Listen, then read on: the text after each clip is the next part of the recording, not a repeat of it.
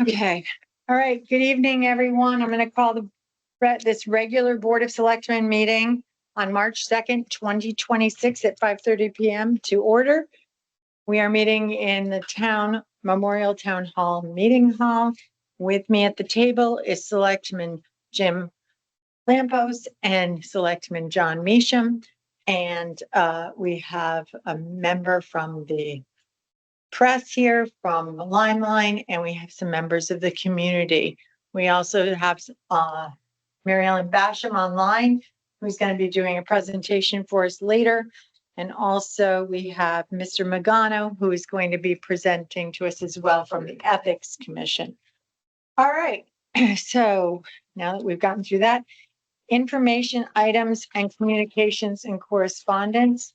The only thing I have is I did get correspondence today from Valley Shore Emergency Communications, and they gave us their rate for the next year, which is about $3,500 less than what Anita thought. So that's a nice savings for the Board of Finance, which we will tell them about tomorrow night. And the other communication I received is for the Duck River Garden Club, and that's Mary Ellen's presentation. So I'll just announce that when we do that presentation.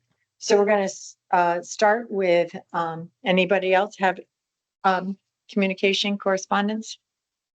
Oh, and we've had a lot of talk about snow. Yeah, I did have a call from a resident or an email from a resident at 5 Avenue F. I think you received it also. Yes, I did. Also, I spoke to someone on Hickory Street. Same problem. The snow was piled in front of their driveway, not allowing them access of their vehicles. The larger issue was the response that they received from the Public Works Director. Okay. I don't think I saw the Hickory Street one, but I'll mention it. I know that we did get that person, the first person you mentioned actually wrote back though and said that she appreciated that he had gone to the house and had worked with her father on that situation. So she was happy again. Do you have any correspondence? Nothing further, just those. Snow. Yeah. Okay. So public comment. Is there anyone? Edie? I just wanted to formally submit this Halls Road report about the last 10 years of the Halls Road project. I'm going to bring in a thumb drive for you guys tomorrow. Thank you. And the thumb drive actually has this report, but also all of the files I've kept for the last 8 years or 9 years, something like that. And I don't know whether you want me to go over this with you. It'd be great if you guys We're could doing this at our next meeting, and this was going to be submitted at the next meeting. So we'll do it then. But because we have some things to go forward on. Mm-hmm. So it was going to be presented, and I appreciate you copying it because I had already copied it for the next meeting. All right. Okay. So thank you, and we'll take note. Okay. Thanks. Thanks, Edie. Where does all the stuff go that is for the record? Where does it get? How is it? It File was somewhere or? just goes in the back of our meeting minutes. So Jen will take a copy I see. and she will attach it that it was appointed, but that's where it goes. Okay. And this will also go in, of course, the Halls Road box of items that we've Okay. accumulated over the years. Good to know. So Okay. it'll be. And if I bring back the thumb drive tomorrow, you want me to just leave it with Katie or? Yeah, what actually will happen is if you give it to Michelle, put it in the IT director's box, then they've been doing is transferring everything over to the Z drive so that it goes on, and then everybody, whoever comes in as any type of thing, they can just go in and look for it. Okay. And that'll be there. So thank you. Thank you. Okay. Is there anyone else for public comment?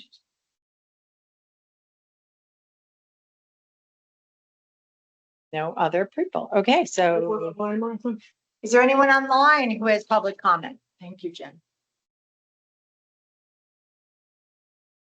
Okay, Dennis, did you want to say something?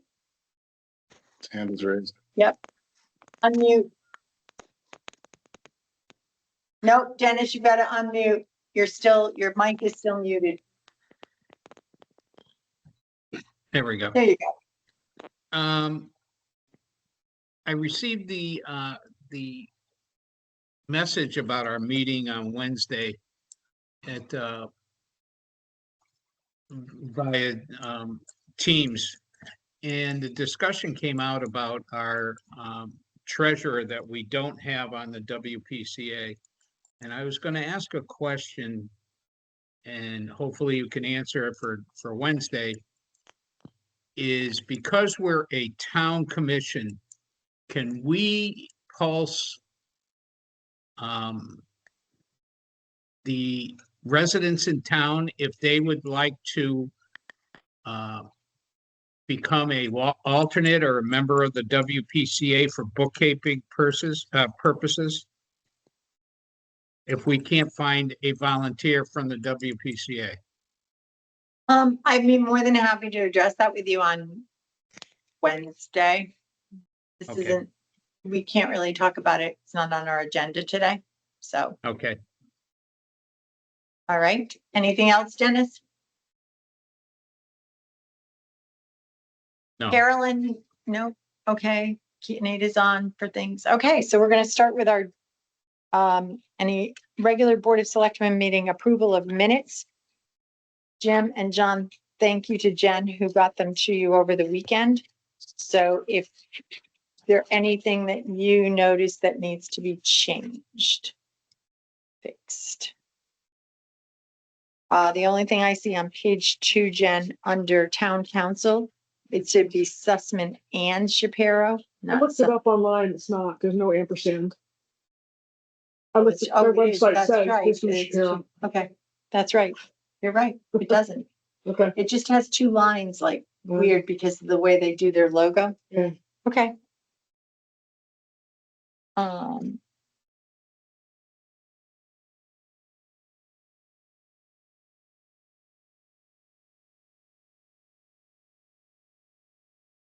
Anything from either of you? I didn't see anything personally. I didn't think I saw anything besides that, but I'll make a motion to approve the regular meeting minutes of February 23rd, 2026. Well, second. okay, any further discussion? Hearing none, can I call for a vote to approve the minutes from February 23rd, 2026? All who are in favor, say aye. Aye. Any opposed? Any abstentions? Unanimously passes. Thank you. Okay, Duck River Garden Club, Mary Ellen Basham is online. And Mary Ellen, I'm gonna let you go and then I'll just read my communication from Leslie afterwards. Great, Okay. thanks, Martha. I appreciate it. Hi, everyone. Sorry I can't be there in person. I'd rather be, but here we are. That's why I'm grateful for the online option. So you guys should have gotten an email from me with the CAFA application and then just another small, like, it's really for more pictures of what the byway markers look like. So essentially what I am asking is that the Historic District Commission, they didn't really seem hot on the idea of having the larger memorial markers. And as an alternative, these byway markers are smaller. They're a good compromise, I think, than for the bigger ones. And we are trying to get an approval from you guys for these in the front of Town Hall. There's a couple options of where we might want to place them, and I'll go over that with you in just a second.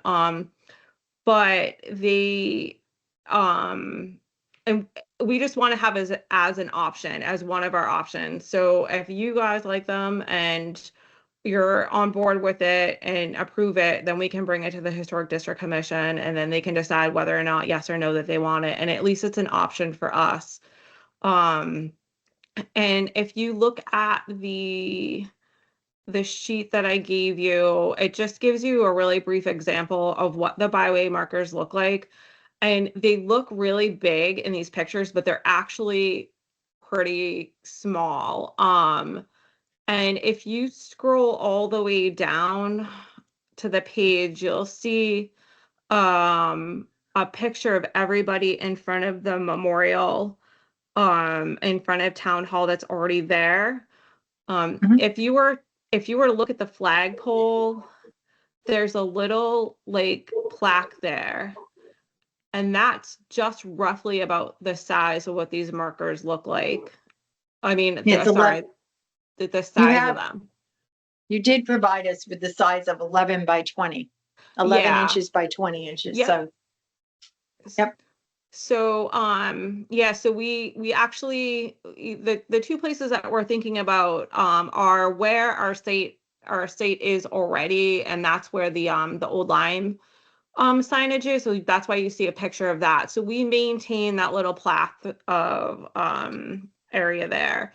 And so we were considering putting one, on each side, or a configuration in that area, and or where, if we wanted to incorporate it in the existing memorial, I don't know if perhaps maybe they could be either put under or over whatever this plaque is here. I don't know what that plaque is. I can't recall. But it would look pretty good if it was mounted alongside with it. So those are the kind of the two ideas that we had. And we haven't really gotten to the weeds about, like, do we want it mounted on like a brick post or the rock post or in the ground? I think it was just trying to figure out, like, if these signs would be a good alternative to the larger signs in front of town hall. And so and everything else is the same. I mean, the pricing is different and things like that, but it still stands for everything the same. They're just an alternative to the larger ones. So I'm happy to answer any questions. And Martha, I know Leslie had said, she was looking for alternative ideas for you too, like other things. So I'd be happy to hear about that also. So the email that I received from Leslie last Friday was she consulted with the club's executive board, the Duck River Garden Club's executive board on this particular matter. And the consensus is it's most important to have the flexibility to commemorate our memorials with the town's America 250 schedule, rather than to be fixed on a certain location for the memorial. So I would appreciate our approval. And we'd like to do it at town hall. And then to see if we can find an alternative, if on Monday, next Monday, right? Yeah, I was so happy that they changed the meeting. I was like, that's so great. So yes, next Monday. So Historic District meets Monday. If they will not approve this to be at town hall, we need an alternate location, because what they want to do most importantly is order these, because these are like a 4-month wait. So they would like to get these going, and they're willing to do that for us. So basically what we're looking for is approval of this, for me to sign the certificate of appropriateness for currently to put them on this property. And then if they turn us down, then we have to find another spot in town that would be appropriate, that is not in the historic district. So would this alternate spot be also the smaller markers, or would we go back to the large markers? I think the Duck River Garden Club at this point has now rebudgeted the money for the smaller markers, but you can tell me, Mary Ellen. I was actually, right before you asked that question, I was thinking the same thing. If it was an alternative site, perhaps like let's say it was Sill Lane, I think the larger markers would be better there, honestly. But I think it depends on the site, really. And I know there is not a lot of choices, so I don't know. I really don't know the answer to that. I think it would depend on the site, and I think we would have to revisit what we would want to do. So we can place them anywhere on town land, which town land that we feel is appropriate. My feeling is we go forward and think of various options if the historic district turns down the smaller signs. But I think that I think we can assure the Duck River Garden Club that we are going to place them somewhere in town. That's my feeling. Is the North Green I know we've gone over this. It is again. historic. It's in the district as well. historic district. And my biggest concern about the Sill Lane or the, also the historic district mentioned the last time, maybe we could put it at the Boughton Road Firehouse. But the Boughton Road Firehouse is a drive-by and nobody's going to see them. It's not a walking venue. People are not going to notice them. So I find that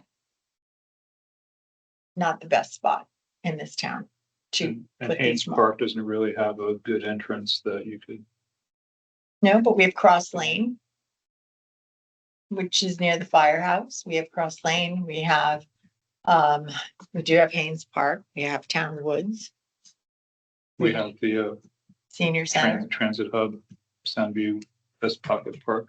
Yep. Next to the police station, There, police station too. police station. So, and they have a garden, the Duck River Garden Club has a beautiful garden at the police station too. So I think we have options for these. If they say no to the front of town hall. I can't imagine how you would turn down a plaque 11 by 20 in front of Memorial Town Hall, but I would definitely approve that. And I would approve installing the larger markers in any of the sites we just mentioned. Make most sense at Sill Lane, but there are alternatives. We can't do Sill Lane though without another COA. Right. And that's more money for the Duck River Garden Club too. And again, they were ready to spend that, having them here. So to me, that's really not. well, have they Big changed the consideration. financials, Mary Ellen? No, we Because of haven't the really, fact, we haven't really changed anything. I mean, obviously the littler ones are less money, which is great. I think, and we were, ready to kick off, like a campaign to, fund the larger ones, and my battery's gonna die, so I have to plug in. So I don't, I think it's just, hold on, your pause, Can I take a look at the application while we're? sure, I'm sorry. I thought you got it. You I did get it. did, but I didn't. I know. have to print it out. So.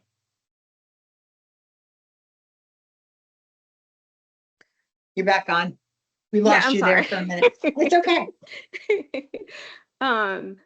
So yeah, if they were gonna go, if you like the idea of having the smaller ones in front of town hall, and the historic district commission was like, yes, so we think that's a great idea. I think that we would ideally go with that route, because one, we really do love the idea of having them at Memorial Town Hall, because the history is just significant with the program. And so I think we would just go with that. If they said no, we just, really don't, it's really redundant, then I think we would have to take a minute to say, all right, where are we going to put them?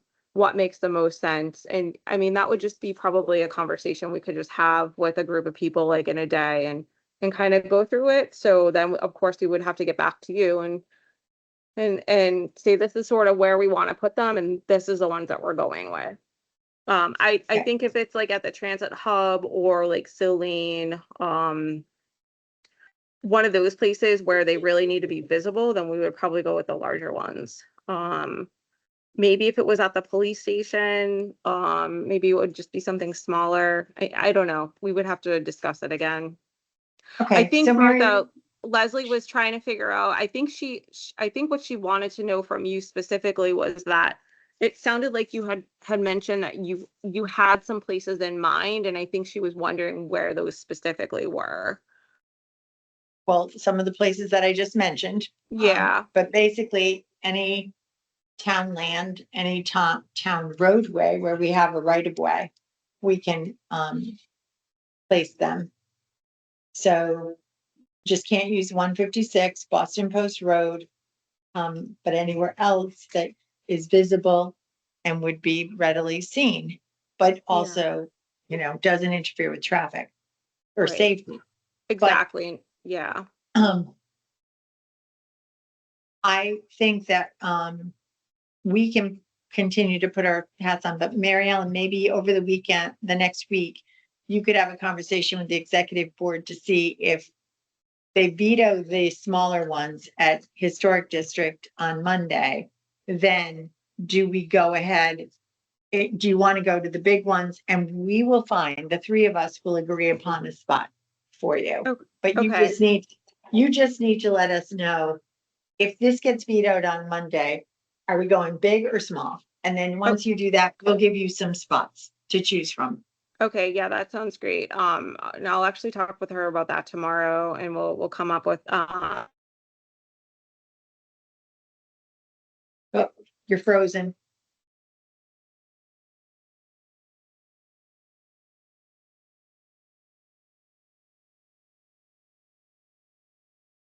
Is everyone frozen? 'Cause Good old we aren't. Comcast. Dennis looks frozen too.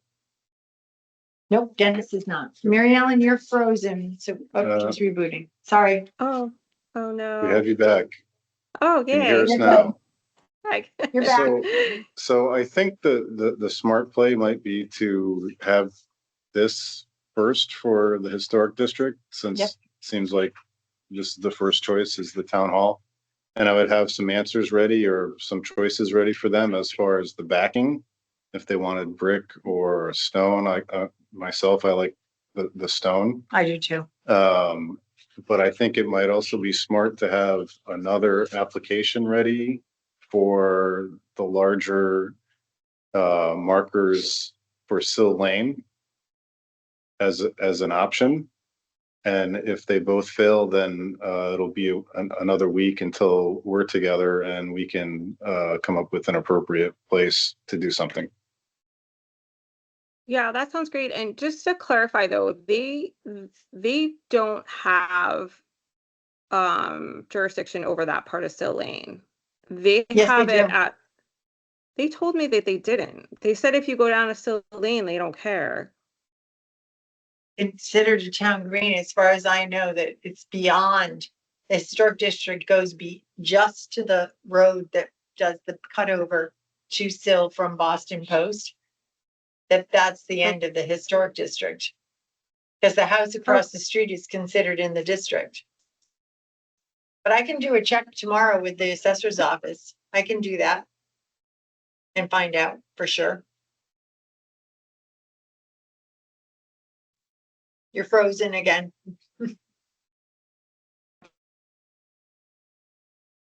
Yeah, something's going on with her.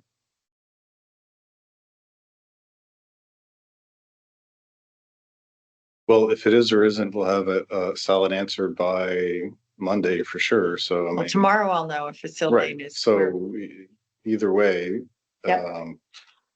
in my mind, that's the steps to take. So I think the motion that we need to do is that that you both approve of me signing this COC of A to the historic district.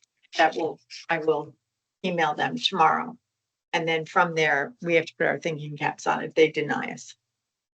I'll make a motion that you sign the C of A to install the smaller blue star, gold star markers in front of town. Okay, Second, great. Any further discussion? do you want to specify the backing material as? I would Stone? prefer stone. Yeah. I would, can we amend the agenda to be put on stone versus, I don't think the brick is appropriate here because there really is no other brick facade area. Restated. I'd like to make a motion for you to sign the C of A to install blue star, gold star markers installed on stone in front of town hall. Second, Okay. So we've got amended motion. No further discussion. All those in favor of me approving me to sign the C of A, please signify by saying aye. aye. Aye. Any opposed? Any abstentions? Motion passes. Thank you very much. Okay, Mary Ellen, we'll see you Monday. I'll sign it and I'll get to Martha Hanson tomorrow. Oh, okay. I can come and get it from you too, Martha, or whatever you need me to do. No, I'm fine. I'll just sign Okay. it. I'll get it and I'll scan it and send it to her. Okay, awesome. All right. Thank you guys. Have a great night. I Okay. appreciate it. Okay. Thank bye. you. Thanks. Bye. Okay, So next up is we have a presentation by the Ethics Commission. So come on forward. Jane, you're welcome to come to the table as well, if you'd like. I'm being in the background. So Ethics Commission has been working very hard on revisions to the ethics code. And Lou came in and met with me last week and provided me with this book, and I've made a copy of it for both of you to go over his presentation. So Lou, you can take it away. Well, thank you very much. Maybe for the benefit of the board members I've not met, just for the record, Lou Mangano, I live at 73 Neck Road. I've been on the Ethics Commission for a little over 2 years, last year serving as chair. And thank you for the opportunity to share with you tonight the recommendations that the commission is making regarding the existing code of ethics. And maybe just some background information before we wade into the specific recommendations. Starting back in April of 2025, the commission began a review of the existing code. There were two objectives to that. One was to see if there were any particular provisions that were ambiguous, if you will, or could use some enhancement in terms of clarity. The second was to see if there were any voids, if you will, or any additional items that should be included in the code that were not present. In order to do that, we looked at 6 other jurisdictions, 6 other towns, and looked at their codes. Essex, East Haddam, Old Saybrook, Deep River, Portland, and Stratford were the 6 towns. Randomly selected, and they were what we had available to look at, so we utilized that. The other aspect of the review was the anecdotal experience of the commission members in administering the code and reflecting upon either issues that have come up or circumstances that were decided, well, that could have used a little bit more clarity. So that was the process. When we went through that process, at the end of it, we came up with recommendations involving 11 provisions. And just to give it some context, the code has 9 sections or 9 chapters, 9 sections, if you will. In total, those 9 sections and cover about over 70, perhaps 80 different provisions that are within each of the sections. Our recommendations are focused on 11. And those 11 can be organized, if you will, into 3 buckets. One bucket is administrative or procedural issues, if you will, meeting schedule, housekeeping, run the day-to-day kind of operations, as well as terms of service, advisory opinions, and who can issue those. Second is language enhancements, just to increase the clarity, to give more specificity to some of the provisions that were somewhat ambiguous or ill-defined. And then the last one was the addition of a disclosure requirement and a new definition for a term that's a critical term in the provision or in the code, but was never defined, and that's probable cause. I would also add that we didn't take anything out of the code. So other than either enhancing existing language or adding to the code, there was no subtraction or removal of any existing provision. Once we went through our drill, we then submitted our findings, if you will, or proposed revisions to town council. That's Christy Kelly of Sussman and Shapiro. We submitted those the day before Thanksgiving. She got back to us in January with her review and her opinion. She had 2 general comments and 3 specific suggestions regarding the recommendations that we had made. The 2 general suggestions she made were the use of titles throughout the code where there was a he/she reference to make it more specific and more clear as to who we were referring back to. So instead of a he or she, it would be officer, official, or employee. So using titles.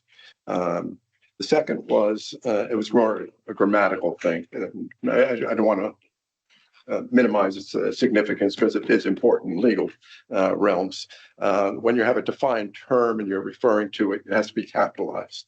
There's inconsistencies in the code and in some of our proposed revisions to drafts. So we're going to, the recommendation is to adopt that. Or actually adopt both of those suggestions, those general suggestions. The three specific comments that she had with regard to the revisions that we were proposing was one, editing the proposed definition for personal interest to increase its clarity. Again, personal interest was a term that's referred to but wasn't really defined. Second was broadening the proposed definition of immediate families to make it a little bit more inclusive than the existing definition.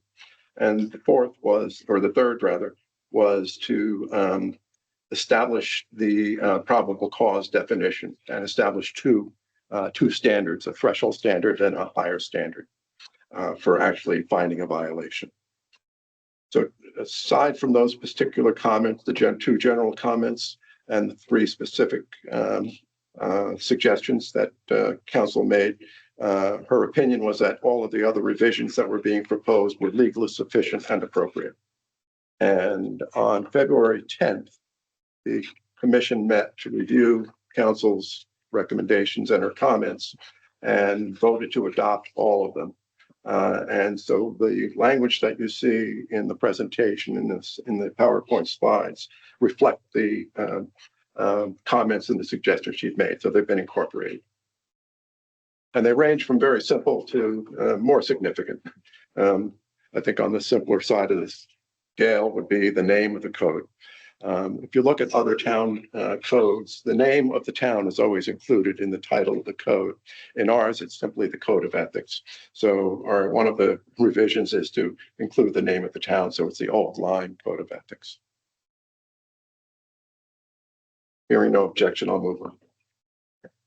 So, next one, next provision that we're proposing to be revised is the definition of financial interest. The current definition defines it as anything with monetary value of $100 or more in a calendar year. I'm paraphrasing a little bit what's there. We felt upon review, and especially in comparing it with other town codes, it was too simplistic, and perhaps the dollar value was more appropriate to a definition of a gift rather than a financial interest. So our recommendation is to broaden the definition, and the language is that a financial interest means any pecuniary or material benefit accruing to a town official or employee that results from a contract, transaction, zoning decision, or other matter which may be subject of an official act by the town. The other thing that was lacking from the existing definition is a reasonable exemption or exception. And that would be if there is an interest that is the same for the individual who's in a position of making a decision as it is for everyone else or others similar in similar situations, or then it's really not, it's an exception. Okay, there is not a conflict, if you will. The next provision that we're recommending a revision to is the definition of personal interest. And here again, although it's referred to in the definition of a conflict of interest, it's never really defined. We are looking to proposing revision to that so that it means any interest other than a financial interest which could affect the action of the official or employee, except if the interest is based solely on the responsibility of the individual's town office or their employment. And then the existing language actually is unchanged. Membership in or affiliation with social or fraternal or charitable service at other organizations is not deemed to create a presumption of a personal interest unless the official or employee is an employee, officer, director, or board member of that other organization. The underlined words, it's really more of a visual cue for me. Those are the words that were suggested by town council. And just wanted to recall that they were in there. Okay. Lou, can I ask a question on Yes, that? please, sure. Would you want those underlined in the code? No, I don't think it's necessary. No. As I said, it was really more And Lucy. visual cues for me. 43.3 for a second. Under the proposed definition, could you elaborate on individuals similarly situated? Now, how do we define that class? Page 6. Well, one way of defining it would be if a benefit is accrued to all residents of the town. You would be a resident, I'm a resident. So there's not a differential between any interest that I might have as compared to what you might have. Would there be any sort of subclass to that, or would we agree that it was generally applicable to all town residents? Or Yes. Okay. So I'm just going to give an example of what I'm seeing. Okay. How I'm comprehending this. Okay. Let's say we go out to bid for a contract. Mhm. One of the low bidder happens to have a connection to the town, but also a connection to the company that is the low bidder. Mhm. Basically, the town benefits because it's the low bid. Right. So even though they might be getting some type of financial gain, they went through the process. Correct. I think that would be a correct interpretation. Yeah. Okay. And yes.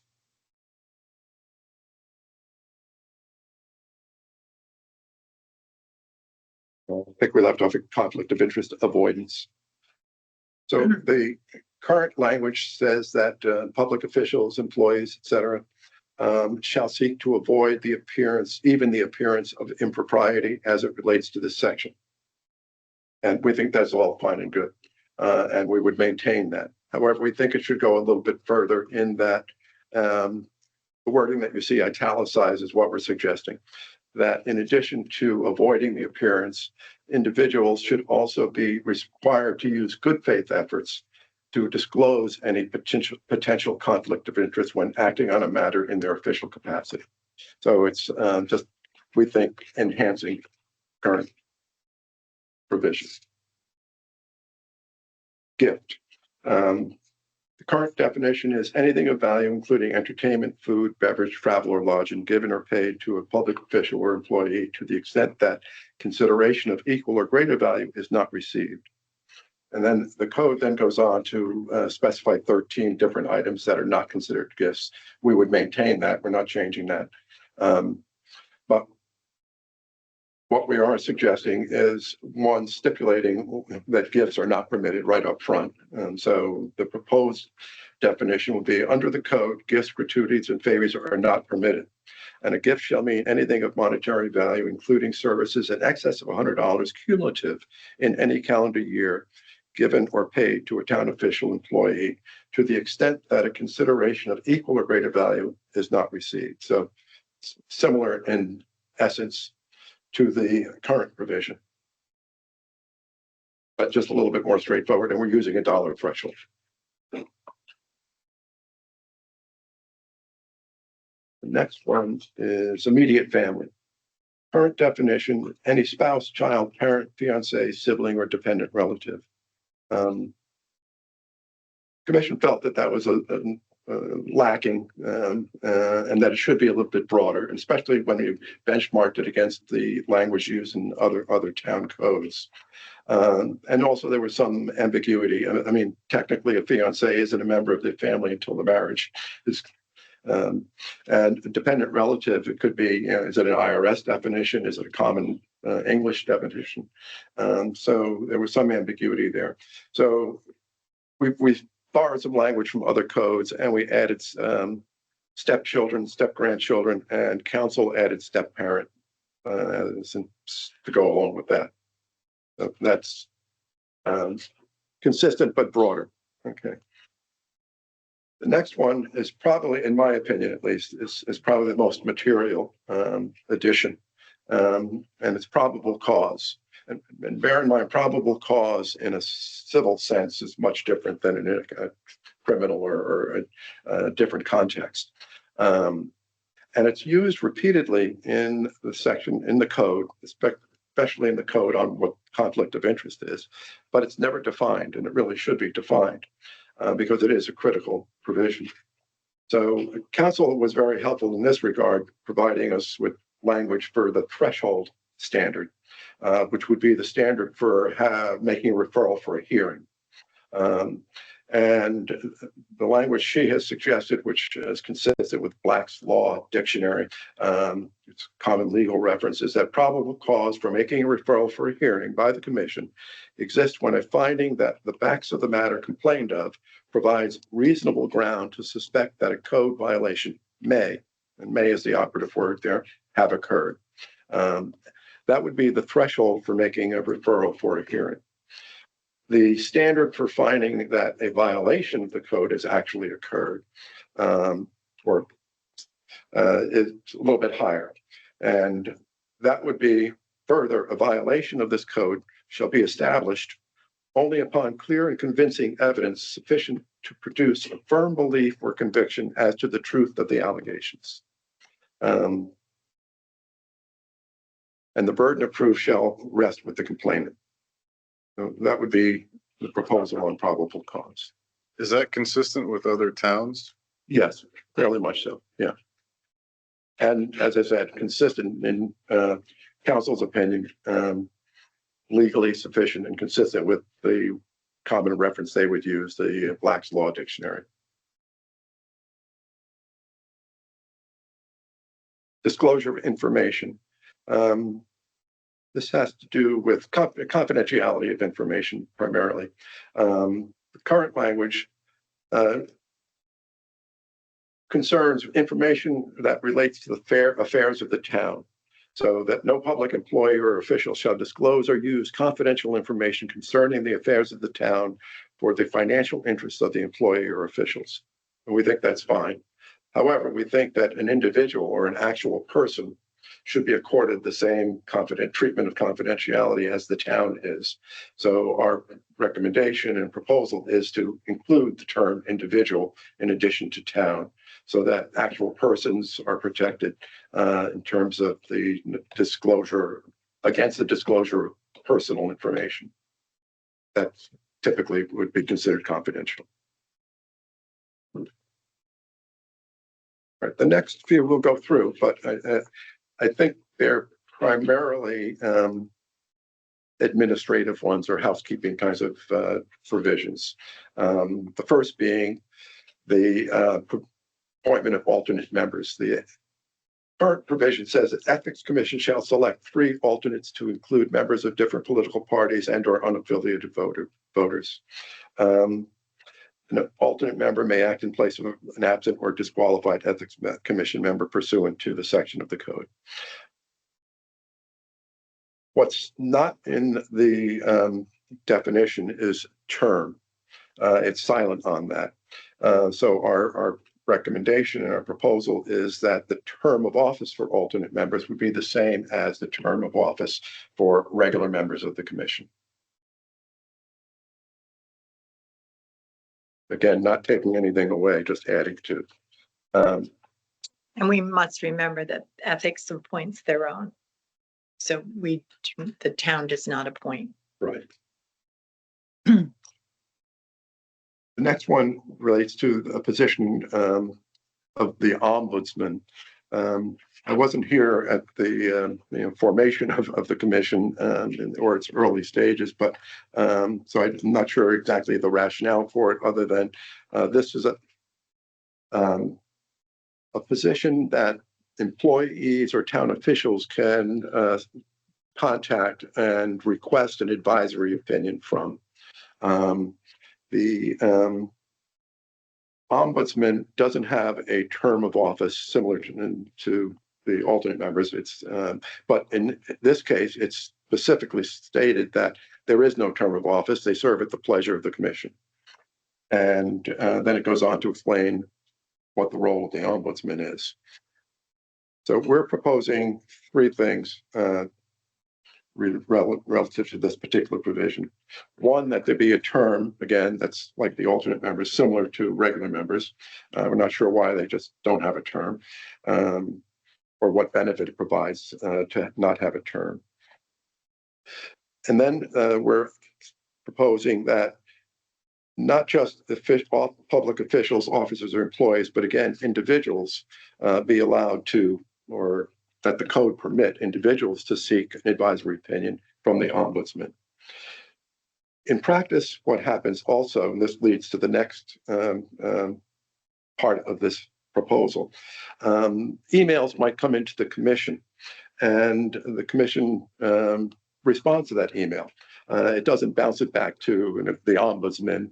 It just seems an unnecessary step in the process, and a delay in getting a response back to the member of the public who's raised the question.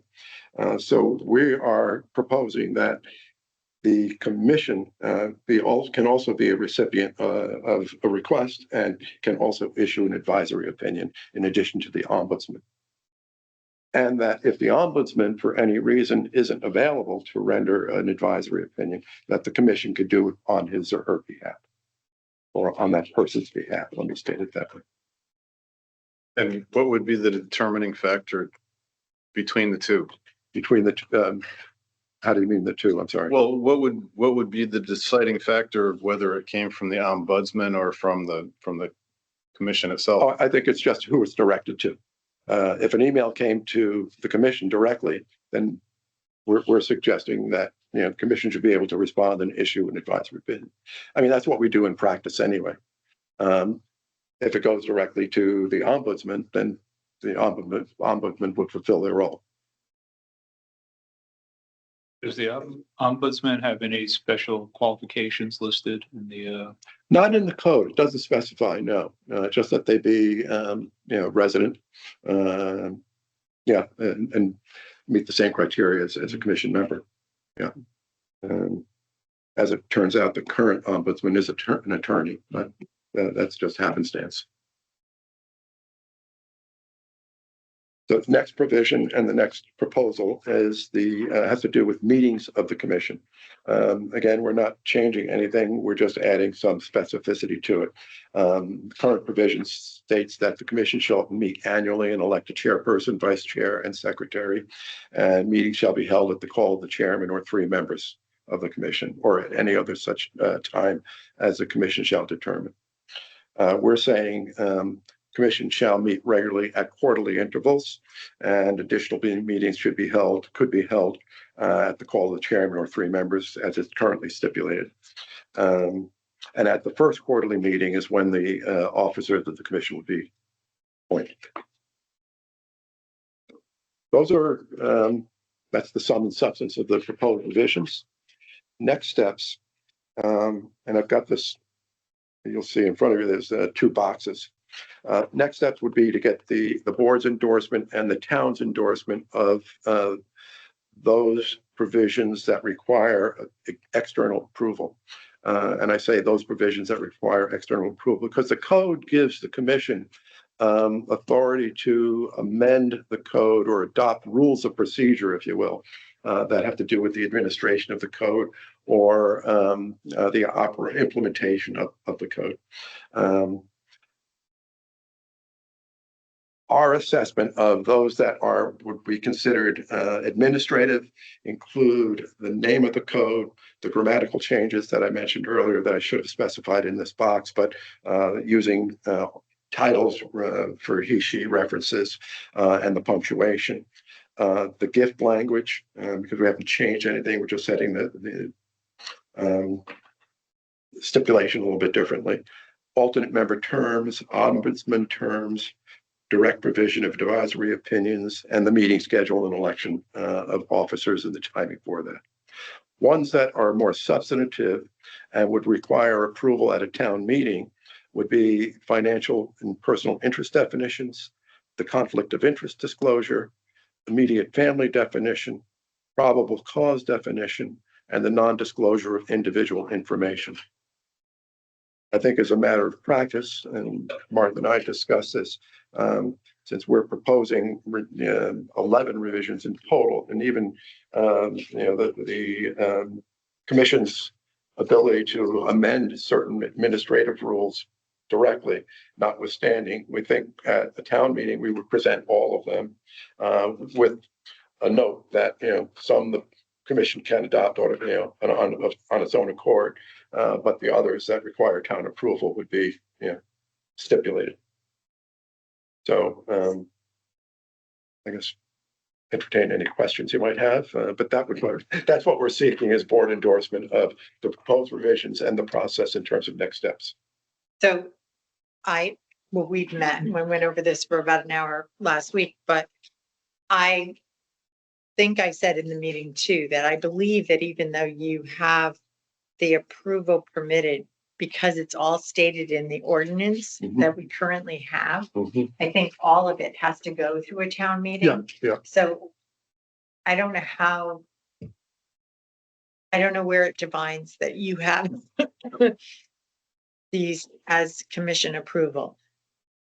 I'm gonna have to read it again, but I would suggest that it just goes, the entire thing goes through a Okay. town ordinance return. Basically, it's transparent, it's more transparent, it's keeping everyone in the know. I know you're gonna present it as such, but I believe that the town has to vote on it all because it was in the original ordinance. And so any changes that you make as far as adding new member terms, things like that, just so that it's followed up and then it's there, even though you have the guiding practice of naming who you'd like for all those positions. Yes. But Jim and John may have a different viewpoint.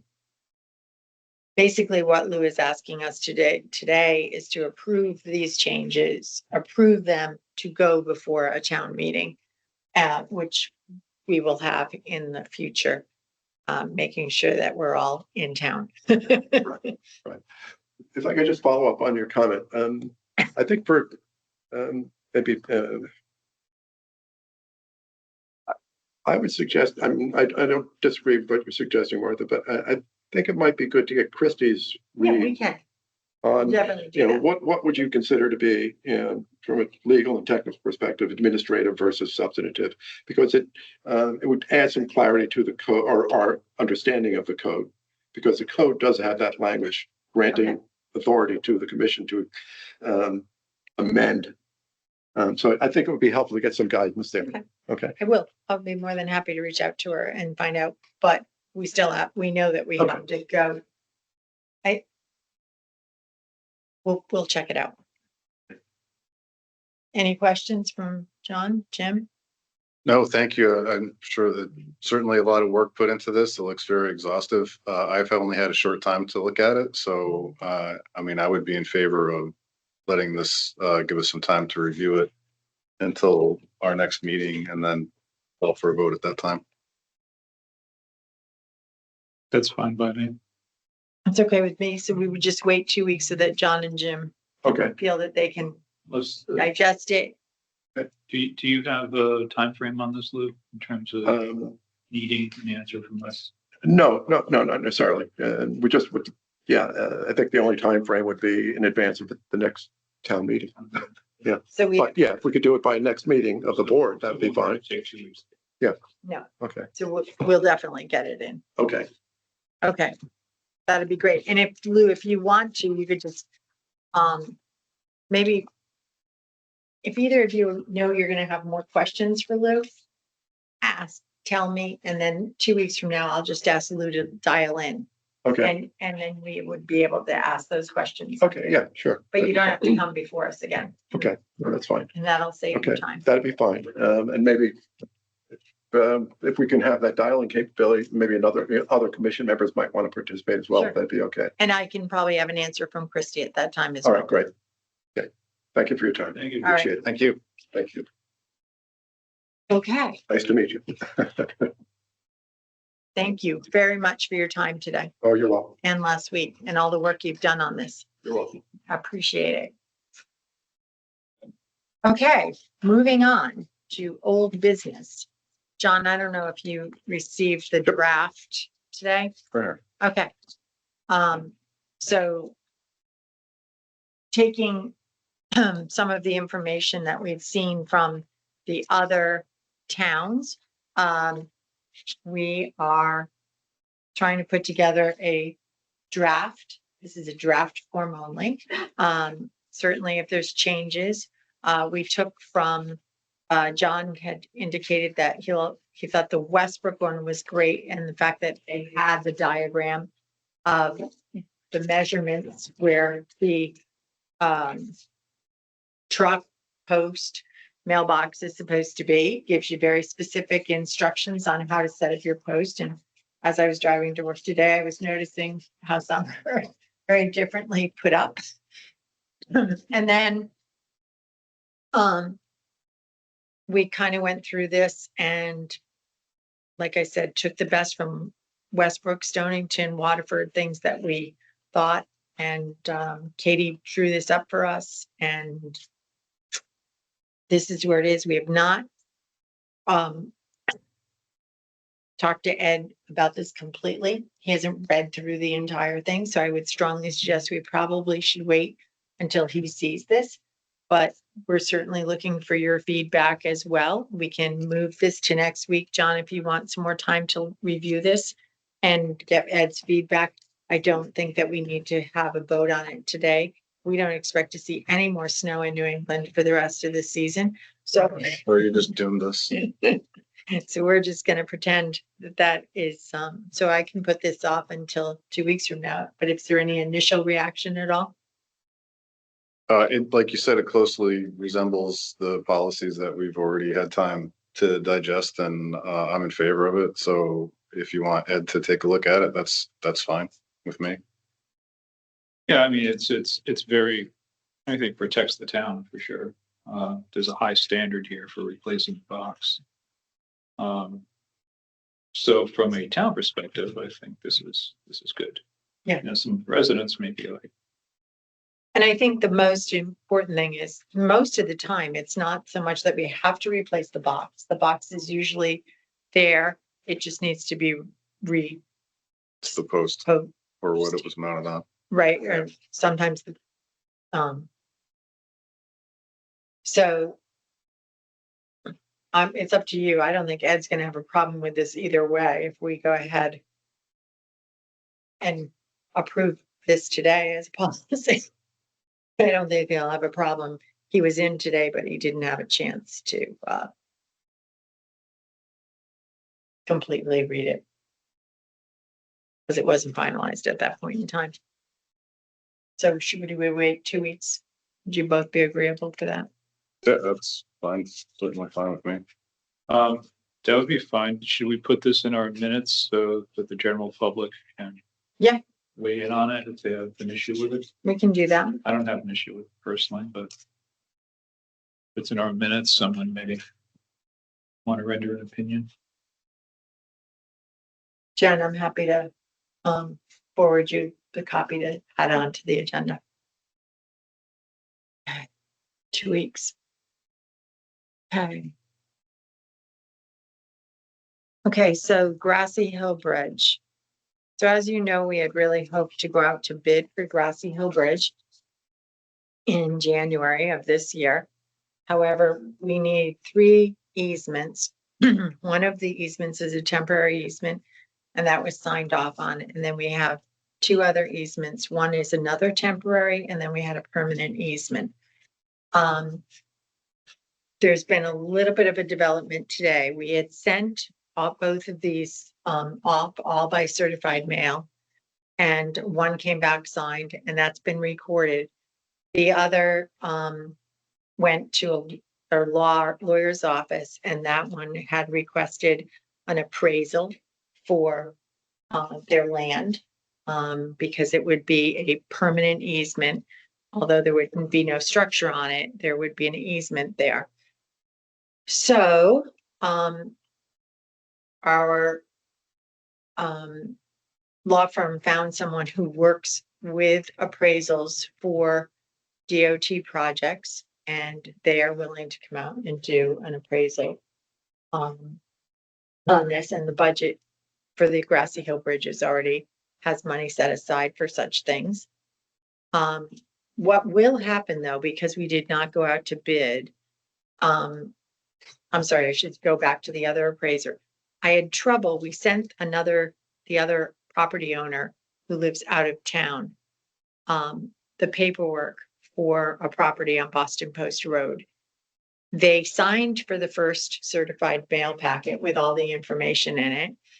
And we never heard back from them. And then we sent it again, which he took the packet, but he said to the postmaster, I'm not signing for the mailman. He goes, I'm not going to sign for it this time. But they noted that in the receipt and said he didn't sign for it, but he did take it, or the office did. I have been on the phone with his administrative assistant multiple times. She finally said, I'm just going to give you his cell phone number. I did. I've left wonderful messages saying, could you just call me about this paperwork? If you have questions, I'm happy to walk you through it. He has never returned my calls. So today I reached out through the building department because I know that he's working on the house. So I called Mark and said, do you have contact information for him that I perhaps have you have a different number? Mark reached out to him, explained the situation. He said, oh, okay, no problem. I'll come in this week. So he's coming. So that would mean that we would only have to do the appraisal on that one other piece of property. Permanent easement is the one that would be. Yeah. Okay. So we're going to request an extension for the current grant that we have. That would take place in the beginning of April, that we will request to the extension, and Howard Fromer will do all the paperwork for that, for state DOT. One of the biggest things, though, is we have made so much progress in the last year on this that we have gotten together all of the utilities coordinators. Everyone is on back. They know what they have to do. And in a sense, because of the fact that we've had so much snow, it's probably a nice thing that it is extended a little till next year, because right now school's not getting out as early as it would have, or we don't even know when it would have get out. So that would have moved everything up a little bit more. One of the other things is that if we go to bid next November, have this ready to go in November of 26, there will be a lot of construction people that'll be eager to get things on their docket for the following spring. So we should get some good pricing as well. So that is where we are. And then once we get the easements into place, Howard will come again and do a presentation of the project for anyone who's interested. We had already held one public meeting with those people that live in the Grassy Hill Road. And I will say that Howard did update me that the bridge won't have to be as closed as long. Now we think it's only 3 to 4 months that it'll have to be closed, because we'll be going to a precast culvert. So once it's ordered, it's only going to have to be dropped into place. So it should be a shorter amount of time. So that's all good. Any questions?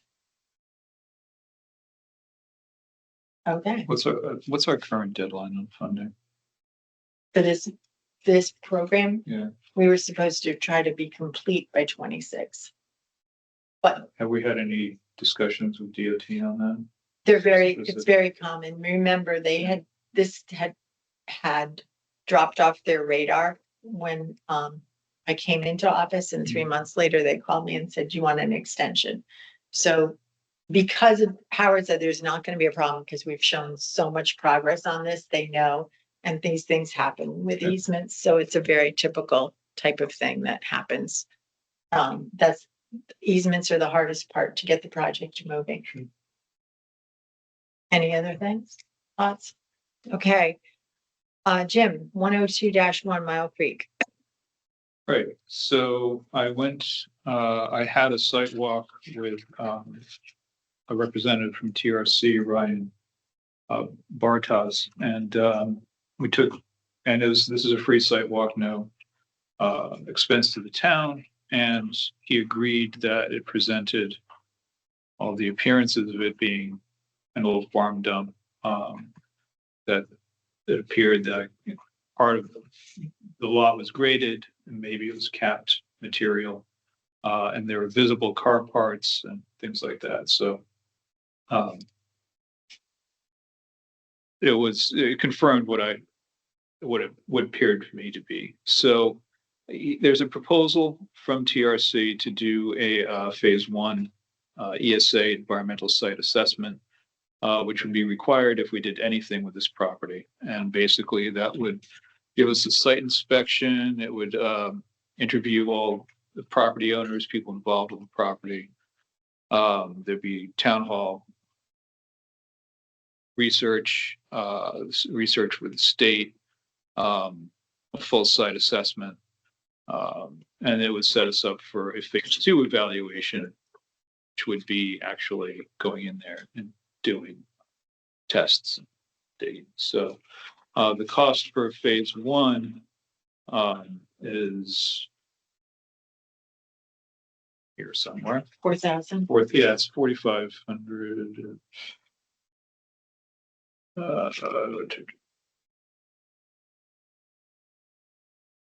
4,500. And it could begin pretty much as soon as we approve this, and it would be done in a matter of a few weeks. And So, that- And in my understanding, Jim, I'm sorry, I didn't mean to, No, no. but that will set us better because for phase 2 and phase 3, we can go out for grants right, for the evaluation, Right. the further evaluation and also the cleanup. yeah, this would essentially, do a reconnaissance of the property and, give you the lay of the land for what's happening and set us up to do a real assessment of the property. So, I would propose that we move ahead. TRC's done work in just about every town around here. They're very well known and very well regarded. So I propose we go ahead at least with the phase 1 proposal. We do have a phase 2 proposal from them, but I think we should go through this and consider it one step at a time. Do you need a motion from one of us to approve the TRC proposal for the amount of $4,000 and change, Yeah, 4,500. $4,500? I believe this was sent. I believe you sent this to all. of I us. did. I sent it to all of you back in January, right? It Right. was January? Yeah. Yep. Do you remember getting? Yes, Okay. So I will make a motion to spend $4,500 for a site assessment at 102-1 Mile Creek Road by TRC. I'll second. Any further discussion?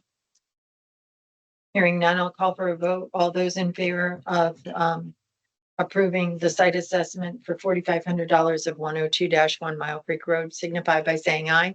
Aye. Any opposed? Any abstentions? Motion passes. Okay, moving on to the next item. Basically, Katie did a vacancy report for all of us. These are the positions that are still available on our authorities, boards, commissions, and committees. So if you know anyone, we would certainly have 1 or 2 Zs. We have an application, like I know we have 1 water pollution control, but I wanted to see if we could pull some more applications in. So if you know anyone who might be good on these types of committees, please reach out and see if they would consider serving. Okay? Would add resiliency component to this as well. Yeah, we're not gonna, because the resiliency committee won't really be voting on types of things, but Right. more advisory. Mhm. We are happy to advertise for it, but it won't go on the on-board page. Is that okay with you? Yes. But I'll certainly advertise it, and I will advertise all of these in my newsletter this week. Any questions, concerns?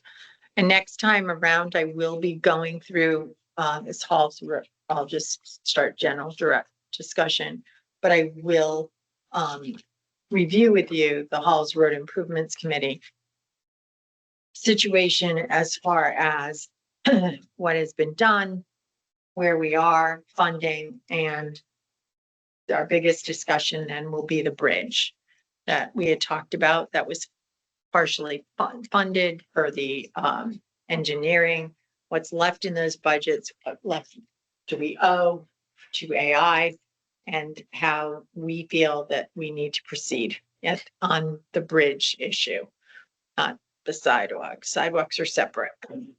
So we'll go from there, but I will bring you up to date on all that's been done. And we'll go from there. Anything else for general discussion? I would just like to thank our public works, police, fire department, emergency services, all the people who worked through the blizzard. Tuesday morning, I mean, the blizzard was still raging through Monday. A couple feet of snow. Tuesday morning, I was rolling to work at 8 o'clock. You know, all the roads in town were plowed, and it's pretty good. Other towns were having some serious issues around us. So, you know, I'd like to thank them for just working around the clock for a couple of days to get that done. I agree. John, do you have anything? No, just great job by the crew. They were out there, like you said, it was a tremendous storm, and I think they did an excellent job. It's always hard to find some place to put the snow. Today, they did go today and pick up some of the extra, larger quantities that are in the firehouses and the police station. And just to pick those up, and they delivered those down to Town Woods so that they can melt down there. And that had Don's approval. No, we did not put anything down there without Don saying it was okay. Well, at least they'll kick the geese out for the time being. One of the other things that has come up about like the America 250, there are people who have done things for this town. And I'm not going to name names, but they've created things that we continually use. They're still alive. They did artwork for the town. They did designs for logos and things like that. And we also have some of our personnel who work here and have worked here for years. And some of the other towns give out recognition pins for so many years of service, and also for possibly doing something as part of history. And I thought it might be a nice thing for the Board of Selectmen to give and maybe honor. And I don't want to interfere with America 250, but if there's a way we could bring together those people that have designed some of these things that have made our town who we are, and honor them in some, whether it's the beginning of a Board of Selectmen meeting. If America 250 wants to do it, we could do it through something with them, because I know they've got presentations going on. But I just think it's, you know, we have employees that have worked with us for 30, 40 years, and they're still here and working. And we have people who simply did some piece of artwork, never asked for any money for it, just did it. And it's used still today after being designed 25, 30 years ago. So I know that we were concerned about the continuity of history too, and to bring in that history wasn't just 1776, but it was also, you know, our more contemporary history, the continuity of old line culture. So I'm sure, you know, I can't speak for everyone, but you know, coordinating that effort. We have a lot on our plate right now, but we can, you know, coordinating that effort, or, you know, promoting that. It sounds like a great idea. The other thing that I forgot to mention that we talked about in America 250 was publishing a pamphlet, essentially, of how town government works, explaining town government. We thought it might be, we could write it with selectmen's approval, you could review it, and maybe that could be town publication, something simple, but something that the average citizen could look at and say, oh, this is, because a lot of people really don't know how the selectmen system works, or they're surprised at the budget process, just to lay out what are the mechanics, the civics of old line town government. yeah, I think that's a great idea. Yeah. We might be able to find some high school students who would have an interest in political science that might want to work together on this, as you know, and start a draft for us as we go through. Anyone else? Anything else? I think Jim kind of brought it up last meeting about SB 151. Was that good? Yeah. So is the door still open to do a letter about some of the provisions of that? Housing. Yes. it seems like I got today, like I got a thing about testimony for tomorrow that's needed. I did forward that to land use because it was geared towards the planning commission about the housing bill. And what they would or would not be able to do anymore, or they'd have to change their ways. And it was literally 2 sentences, but what they said for that particular provision. I'm trying to put together a working group, 2 from zoning, 2 from planning, 2 from affordable housing. I do have people who volunteered from zoning and planning to sit down with me and sort of dissect all of this, because we have to make a decision going forward, whether we're joining Rivercog in writing the regional plan or if we're going to go out on our own. So I talked to Sheila Riffle today, and that will be on her agenda on Wednesday night to do the affordable, and then I will put together a meeting with those people to sit down and pull together. I know that some people individually have written testimony. I have not at this point in time.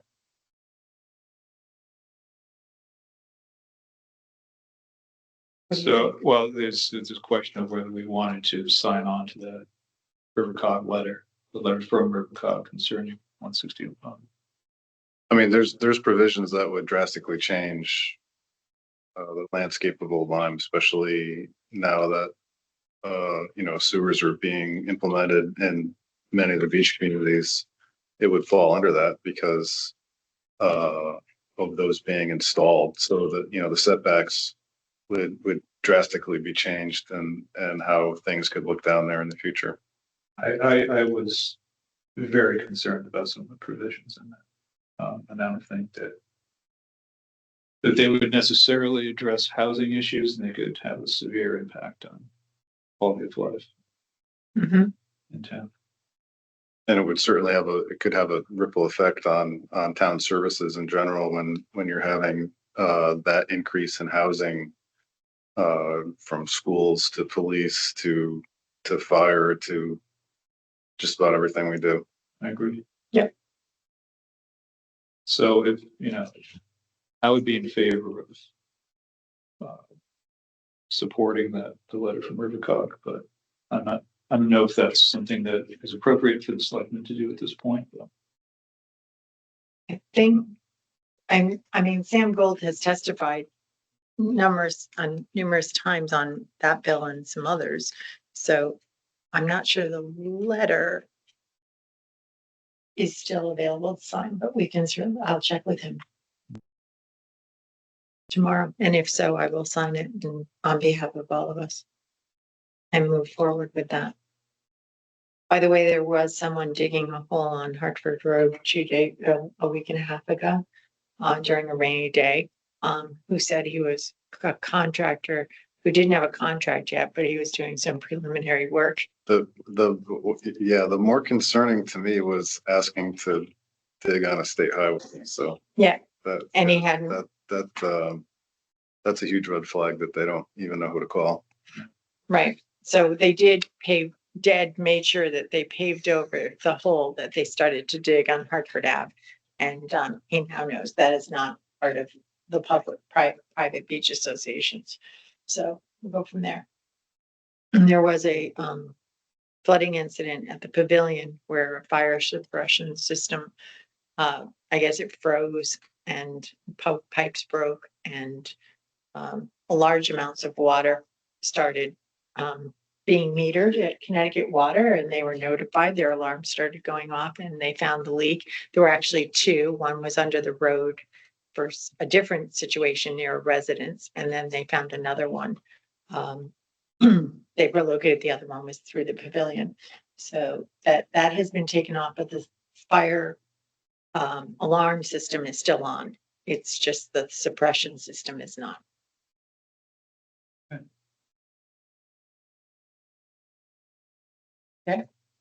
Okay, I need a motion to adjourn. I'll make a motion to adjourn. Second. Okay. 6:50. Thank you both. Jen, can you